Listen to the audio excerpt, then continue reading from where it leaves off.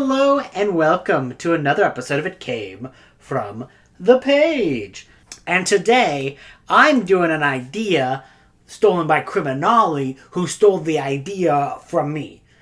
And you might be like, wait, what do you mean? Well, so back in old school April, I did a video that was like, oh, let me do a monthly wrap up for a month that happened far in the past, and then kind of like revisit random month in my history. And I went as far back as I could on my Goodreads to figure out, like, I think it was sometime in 2019 when I reviewed and went through all of the books that I had read then and see if I remembered them and went through them.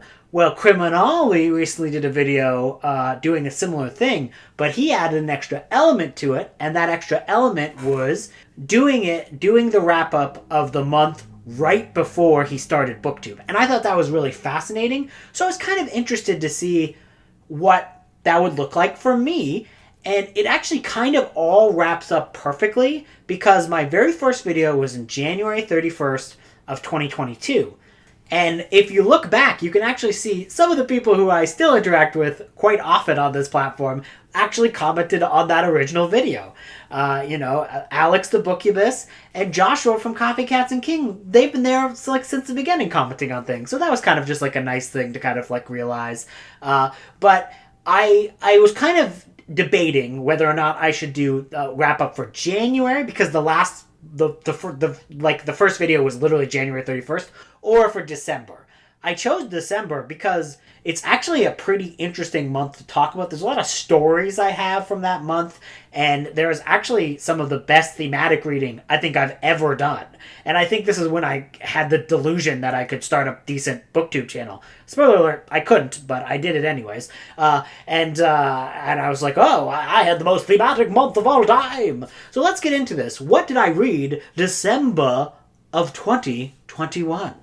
So first off, a book that is extremely rare, extremely hard to find, and that is Cold Front by Barry Hammond. Now, there's a story behind this one, my friends. If you recognize the cover for Cold Front, which I'm about to show you, that is because when Valancourt Books republished Thomas Page's The Spirit, they took the cover from Cold Front and put that onto that Bigfoot novel, The Spirit.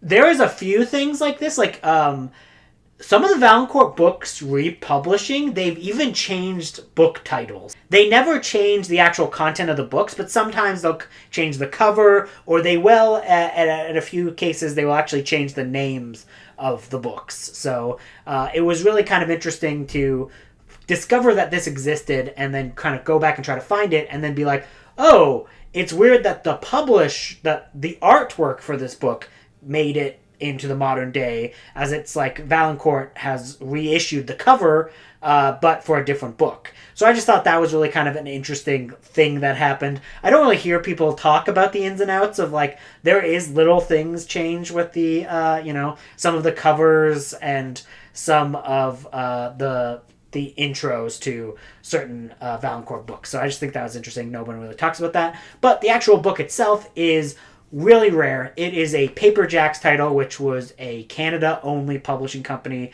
from the early 80s. And it is very rare, very hard to find. So the way I found this is there is a library way on the other side of the country from me in Canada. I'm in Regina. I think that it was in Waterloo, Waterloo, Ontario was where the interlibrary loan had to be from. So I had to literally go to my library, ask them to ask this university to send their one copy of this, and they sent it across the country, and I read it, like a physical copy of that, and it was an original printing, and it's like, this book is very rarely goes on sale, very rarely talked about, and the only reason I knew about this book at all was from a YouTuber called Leon the Paperback Maniac, who used to do all of these amazing paperback from hell reviews. His reviews are amazing. Really recommend you go back and pick up his videos and watch some of his old videos. But this is one of those books that I have to find this after watching his review on it. And this is a nasty, nasty book.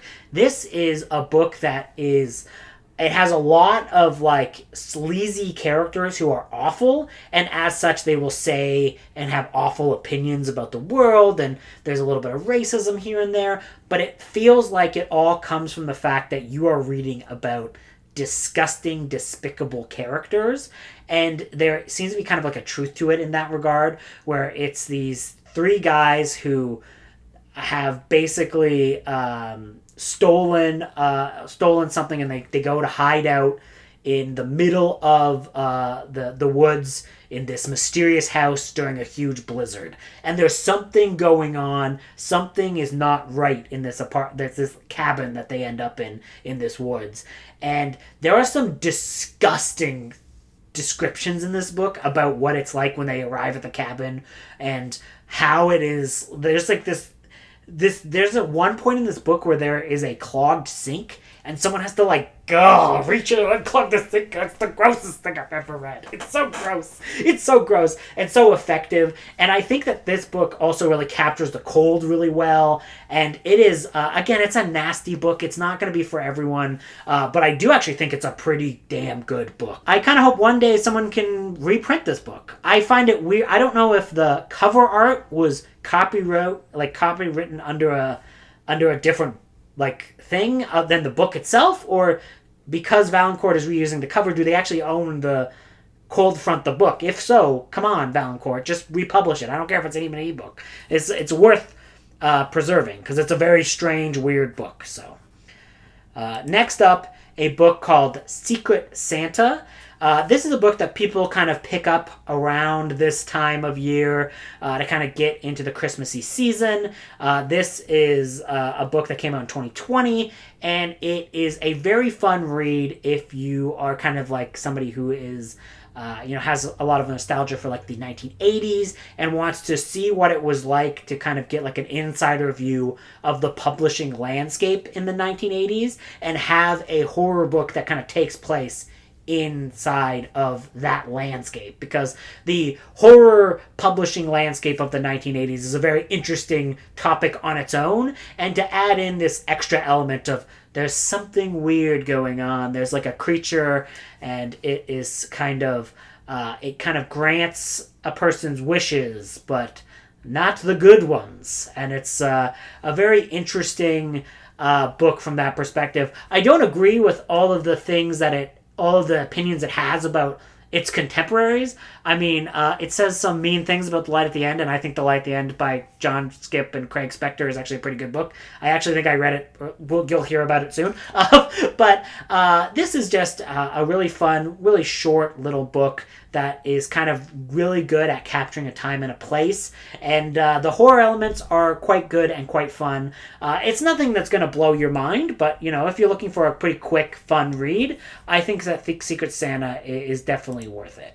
Next up, a book I do not think is worth it, and I think I was too nice in my initial review of it. This is 5 Total Strangers by Natalie D. Richards. Now, I had No Exit and 5 Total Strangers out on Scribd, and I was running out of time with my Scribd account, and I had to make a choice about which one to read. I should have read No Exit. I didn't. I still need to read No Exit, but I from everything I hear, it's a much better book. So this is kind of like a YA thriller type book that you have to suspend your belief a lot, and the characters are not enjoyable. Some of the villains, the choice of the villains in this book, I think are very questionable and kind of icky, and how they talk about some certain big topics. To get into that element of the book would be a complete spoiler, so if you're looking for something about a snowy based thriller book, some people enjoy this. I'm not one of them. I did not really like this book very much, but I know other people do.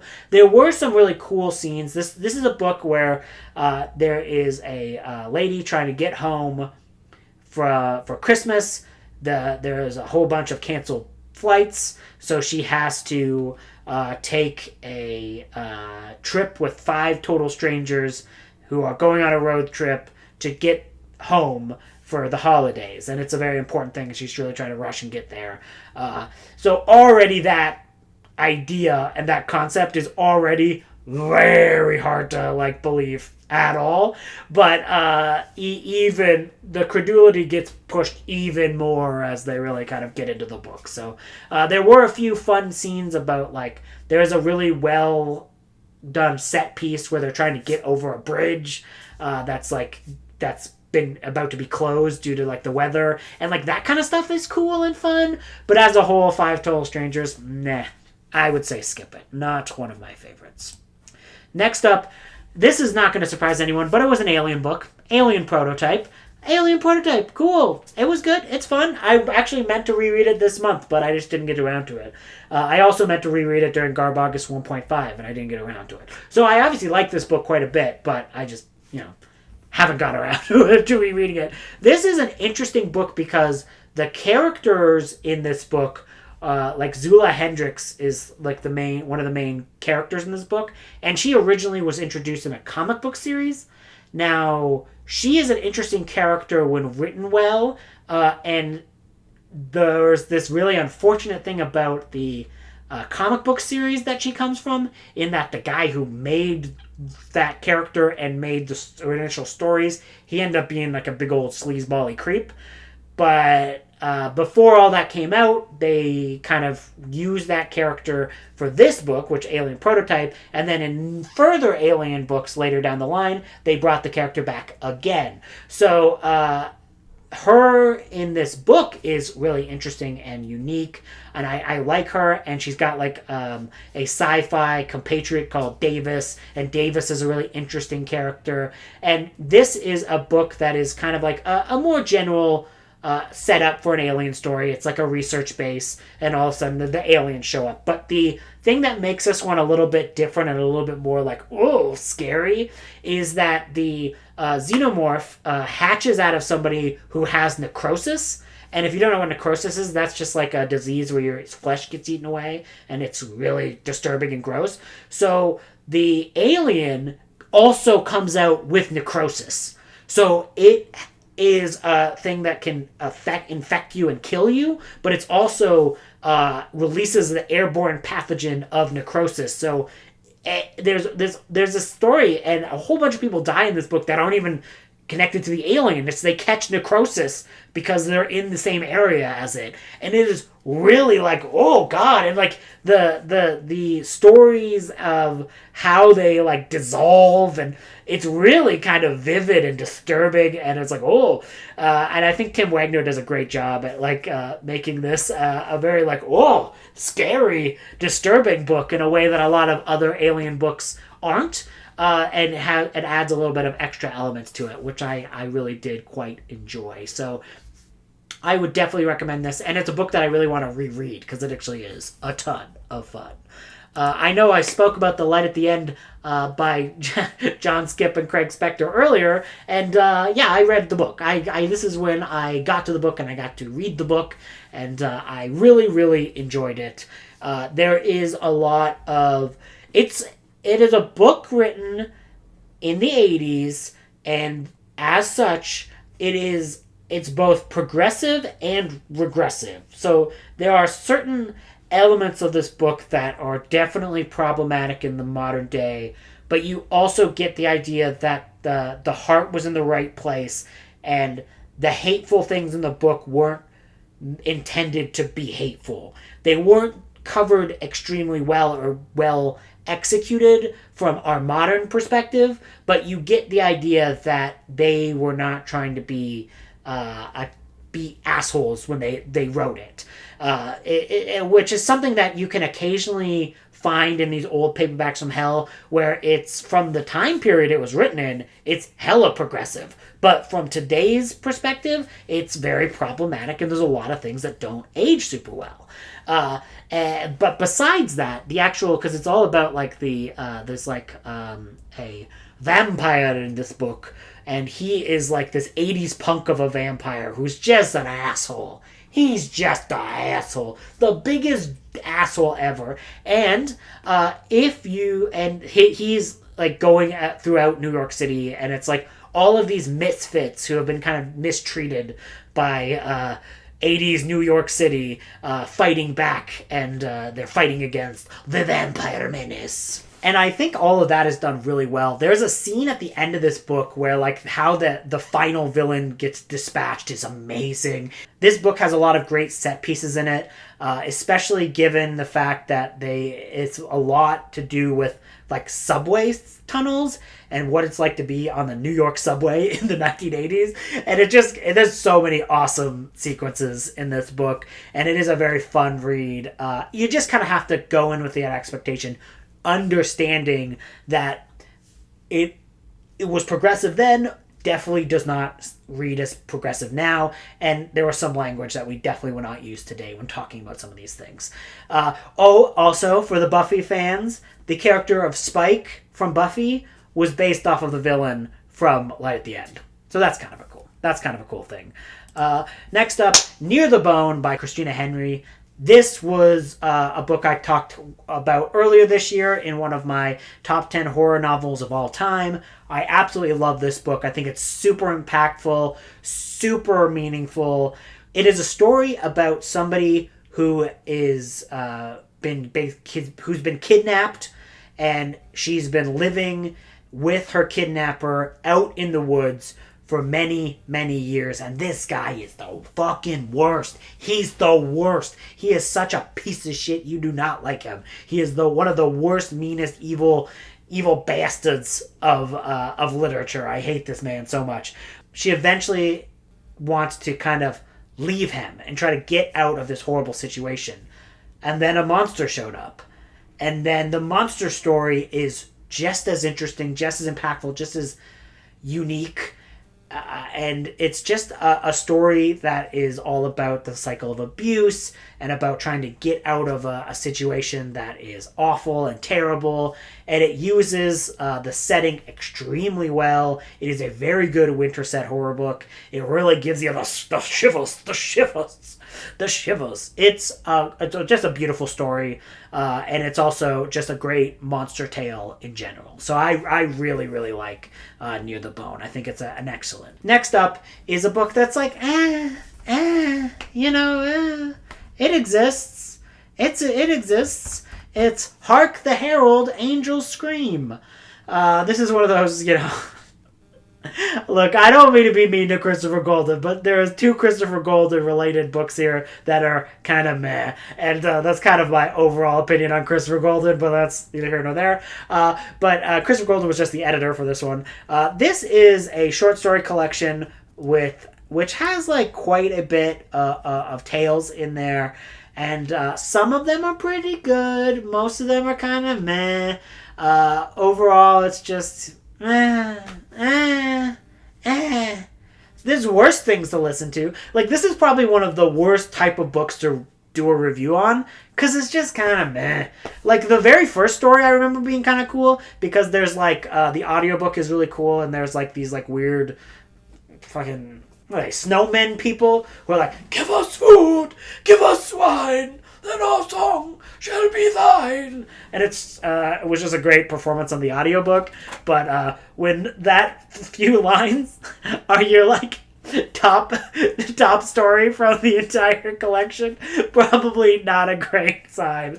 I really do not remember most of the stories in here. Like, I remember It's a Wonderful Knife. That one was kind of cool. It was like, there's a magical knife that only appears like fucking on Christmas or some shit. And it's like a collector's item. I say it, but I actually clearly didn't like the story that much. Yeah, that was by Christopher Golden. Whoops. Anyways, I don't know. It's fine. It's fine. There's worse things you could do. But something that's not bad and not worse, and I am going to stand up for this. I feel like this book gets a bad rap on BookTube, and it happens almost every season. And this is The Visitor by Sergio Gomez. I feel like a lot of people do not like this book or kind of just review it middlingly, where I'm like, I think this is a great Christmas book. I think The Visitor is one of my favorite Christmas horror books of all time. It is a very simple story. It's a simple little novella about a bunch of people who are kind of marooned during Christmas. and a fucking alien shows up and they have to fight for their lives against this like crazy alien who is basically the Predator. It's like I'm down. It's rad. It's wild. It's cray. I love it, and I actually think there's a lot of really good pieces of writing in here. Like I really find some of the character interactions quite charming and quite well done. And now, of course, this is not gonna like blow your mind or anything. It's kind of like a very simple story. It's only 72 pages, little novella. But I read this. Now, this is where some of the stories come out about what my holiday looked like in 2021. So I went home for Christmas 2021. Not a good choice, by the way. Shouldn't have done it. And there's a variety of reasons why. First off, COVID was still rampant. I should not have gone home for Christmas. Bar none. But that was quickly proven true by when I got off of the plane. I found out, hey, my parents had called me and they're like, hey, so we both have COVID. You can't come home for Christmas. And I'm like, well, I just got off the plane, so now I'm here. So I was kind of like shepherded off to stay with one of my friends who was thankfully able to look after me for Christmas. And I was able to do some family stuff when I had my sister come pick me up, and I went and did family stuff without my actual parents. But it was a very hectic time. It was my first time flying anywhere after my stroke, and it was just a miserable experience. So when I say I loved The Visitor, it's because I was like sitting in a friend's house and he had to go do his family Christmas stuff. So I was like kind of like alone. I think it was like Christmas Eve-ish. And I was just kind of like on my own, and I just had this little book, and it was just me and his dog hanging out. And I was like, oh, this was a nice experience. I enjoyed this, had a good time. So I guess that's probably why I probably give this book a little bit more praise than I maybe normally would. I'm interested to maybe revisit it this year to see if maybe when I'm not looking for any port in the storm, because believe me, that was a miserable time and very hectic. So that might have been why I maybe like this book a little bit more than most people seem to, is because it was really helpful during a tough time. Also during this is when I first kind of got really into Kelsey from Slime and Slasher's videos. Before we knew each other, before we were hanging out, before we were doing 12-hour sprints where we sprint 3 times. This was the beginning. And it was during I was there for the reveal of freaking Paul having the Christmas yes sweater, and then he takes it off and it's Christmas no. And I'm like, what? No! I was so mad because I love Christmas Evil. And I was like, how dare you, sir? How dare you? I was like, this is the outrage. It's like, so... this is a weird reference, but has anyone seen there's a Star Trek Next Generation episode where there's this guy who can only, Picard is marooned with this alien who can only speak in, metaphors, and he's all like, Shaka when the walls fell, and, Darmok at Tanagra, and, he's referencing how he's feeling about things and where he wants the conversation, where he wants things to be led, but he can't communicate normally with him, so because of the way his species communicates, and it takes a long time for Picard to figure out what's going on with he's using metaphors, he's not trying to say things literally, and it's a great episode. It's an awesome episode and kind of really all about communication. But anyways, for me, if that was happening with me, and it would be when I'm sitting there with Picard, and if I want to be mad, I'd be I was portrayed, I'd be Paul Christmas no, Paul Christmas no. That's how I could be. If I was the alien who could only speak in metaphors, and I wanted to be upset and mad, I'd be Paul Christmas no, and Picard would be I don't understand. I don't understand. I'm Picard. Not that voice. But anyways, that was a very memorable point of that thing. So, after this awful Christmas, god-awful Christmas, I finally end up trying to go home and get back to my cats. I was I'm done with this shit. I just want to get home. Unfortunately, again because of COVID, and my dumb ass should not have been traveling in 2021. All of my flights kept getting canceled.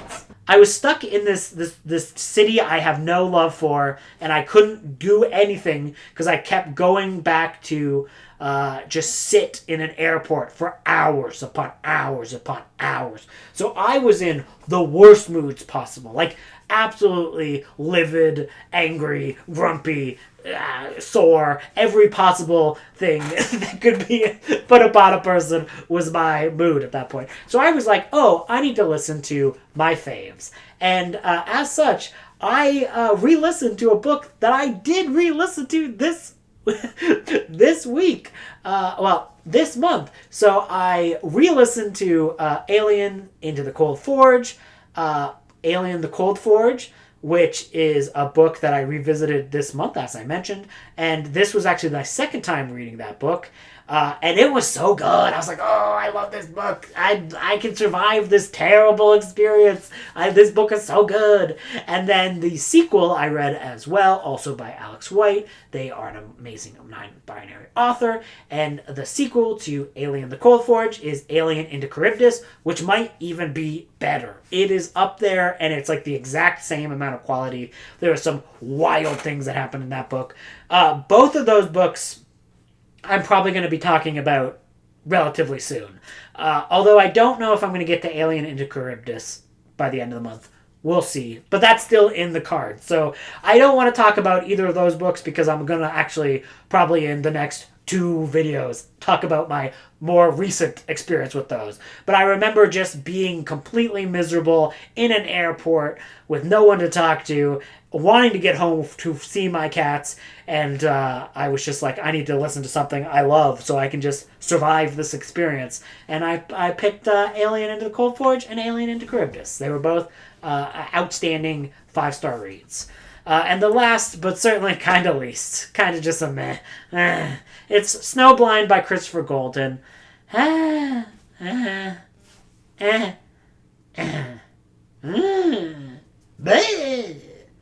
All those emotions. That's how I feel about the book. It's another Hark the Herald Angels Scream. A book that's like fine, I guess, but like I have no further emotions for. Like it's like there's a big snowstorm. It starts off really good when it's like very like, what's it like to be in this crazy blizzard? And it's like really cool in that regard, and you're just like, whoa, this blizzard is amazing. It's so crazy you can't see in front of you. I'm cold just reading it. But then, like, the rest of the book happens, so the rest of the book kind of just is meh and boring and bleh. But, like, it has a good start, so, yeah. And with that exuberant ending, those are the books that I read in December of 2021. If you like this video, let me know, because I can then just do the next month. I could do January of 2022 leading up to my very first booktube video, if that's something people are be interested in. And let me tell you, that January of 2022 also has some stories to it. So if you're interested in that one, let me know. If not, that's fine as well. Have you read any of the books that I've read? Do you hate them? Do you love them? Do you want me to never do a video again? Let me know. Toodaloo, and until next time. Oh, I don't have a catchphrase. Bye.